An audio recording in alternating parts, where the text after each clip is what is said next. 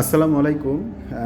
আমাদের pain clinic, ব্যথার ক্লিনিকে আমরা অনেক সময় কোমর ব্যথার রুগী পাই। কোমর ব্যথার রুগীগুলো এসে বলে সে দীর্ঘদিন ধরে কোমর ব্যথায় ভুগছে। তার এই ব্যথার সাথে ব্যথাটা কোমর থেকে পেছন দিক দিয়ে হাঁটু পর্যন্ত, অনেক সময় পায়ের গোড়ালি পর্যন্ত চলে যায়।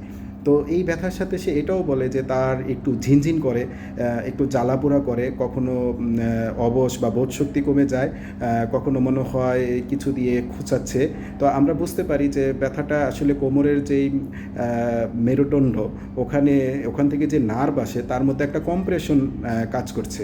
আমরা কিছু ফিজিক্যাল এক্সামিনেশন এবং ইনভেস্টিগেশন এমআরআই করে আমরা বুঝতে পারি তার কম্প্রেশন কোথায়। এই রোগের চিকিৎসা orthopedician, neurosurgeon, spine surgeon, physical medicine, physiotherapist অনেকেই করেন। এই রুগীগুলোকে প্রথমে ওষুধের মাধ্যমে চিকিৎসা করা হয়, এদের সার্জারিও প্রয়োজন হতে পারে।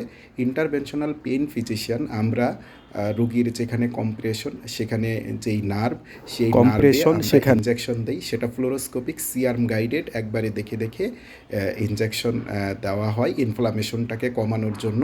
লোকাল অ্যানাস্থেটিক উইথ স্টেরয়েড, এই রকম একটা রুগী আমরা ইনজেকশন দিয়েছি, তার ভিডিও এখন আপনাদেরকে দেখাবো। ধন্যবাদ।